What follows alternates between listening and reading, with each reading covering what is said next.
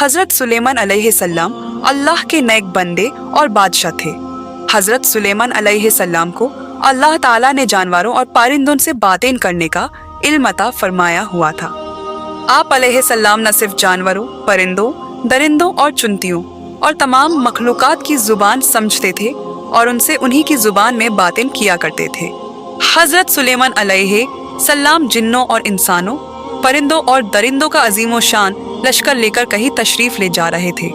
लश्कर सुलेमानी सहराओं से गुजरते, पहाड़ों को पार करते हुए, दरियाओं को उबर करते हुए एक बारी वादी से गुजरे। यह वादी नीमला यानी चुनतियों की वादी कहलाती थी, जहाँ की जमीन और पहाड़ों में लाखों करोड़ों सुराख थे जिनमें चुनतियाँ रहती थी। चुनतियों के इस इलाके में एक मलका चुनती थी जो अपनी रियाया चुनतियों का बहुत ख्याल रखती थी। उस वक्त मलका चुनती दीगर चुनतियों के साथ वादी में घूम रही थी तो अचानक उसे जमीन में एक अजीब सी धमक महसूस हुई। वो चौंक कर रुक गई। मलका चुनती बोली, लगता है कोई बड़ा लश्कर हमारी तरफ आ रहा है। यह जरूर हजरत सुलेमान अलैहिस्सलाम का लश्कर है। और कुछ ही देर में धुआं बदल उठते दिखाई देने लगे और हजरत सुलेमान अलैहिस्सलाम अपने तख्त पर सवार लश्कर के सख्त करीब आ पहुंचे। तो चुनतियों की मलका ने चीख कर कहा कि सुलेमान का लश्कर करीब आ रहा है।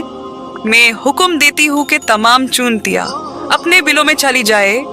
सुलेमान अलैहिस्सलाम हमें कोई नुकसान पहुंचाने नहीं आ रहे, लेकिन उन्हें क्या मालूम कि हमारी कसीर तादाद इस वादी में मौजूद हैं और जमीन पर रेंग रही हैं, लिहाजा कहीं वो हमें बेखबरी में कुचल ना डाले।